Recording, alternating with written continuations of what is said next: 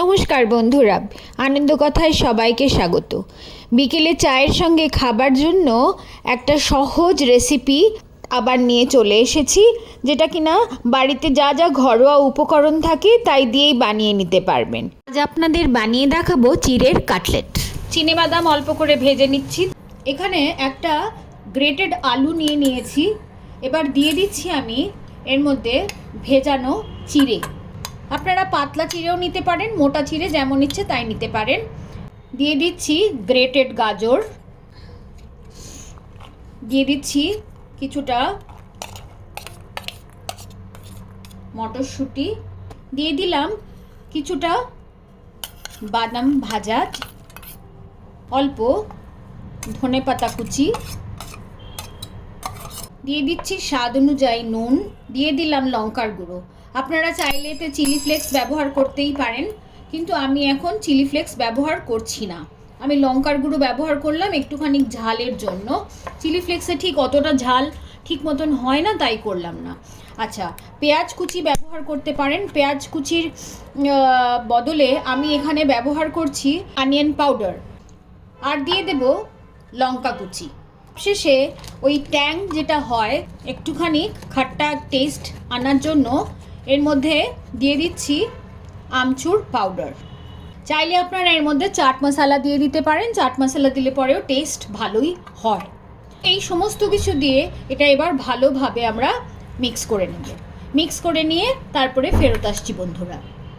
মাখা হয়ে গেছে বন্ধুরা, দেখতে পাচ্ছেন। এবার দিয়ে দিয়েছি কিছুটা ভাজা মশলার গুঁড়ো আর কয়েকটা কিশমিশ এর সঙ্গে আমি মিশিয়ে দেব। ওই মাখাটা থেকে এরকম গোল করে নিয়ে বন্ধুরা জাস্ট শেপ দিয়ে নেবেন, যেরকম আপনাদের পছন্দ সেই শেপ দিয়ে নেবেন। আমি এরকম গোল গোল শেপ করে সাইডগুলো একটুখানি বাস এরকম করে নিয়েছি। এভাবে বানিয়ে নিয়েছি। আমি যতটা চিড়ে ভিজিয়েছিলাম, ছোট এক বাটি চিড়ে ভিজিয়েছিলাম, তার থেকে আমার তৈরি হয়ে গেছে 9খানা কাটলেট। আমার তৈরি হয়ে গেছে, দেখতেই পাচ্ছেন এখানটায় আমার 9খানা কাটলেট কিন্তু রেডি। ময়দা নিয়েছি 2 চামচ, নিয়ে একটা স্লারি এরকম সামান্য নুন দিয়ে তৈরি করে নিয়েছি।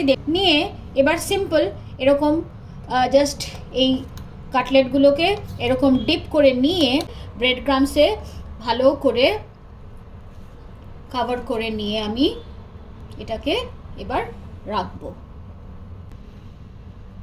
দেখতে পাচ্ছেন বন্ধুরা, একটা তৈরি হয়ে গেল। একইভাবে আরেকটাও তৈরি করে দেখাচ্ছি।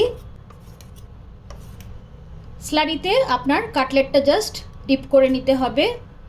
নিলে পরে খুব পাতলা স্লারি আছে, কোনো অসুবিধে নেই, ডিপ করে নেবেন। নিয়ে ব্রেড ক্রাম্বে এখানটায় দিয়ে ভালো করে ডিপ করে সব দিকে আমি যদি লাগিয়ে নিই তাহলেই আমার এটা কভার হয়ে যাবে। দেখতে পাচ্ছেন হয়ে গেল আর রেডি। খুব তাড়াতাড়ি ঝটপট হয়ে যায়।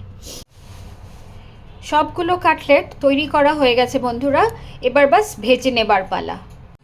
তেল গরম হয়ে গেছে, এবার কাটলেট দিয়ে দিলাম।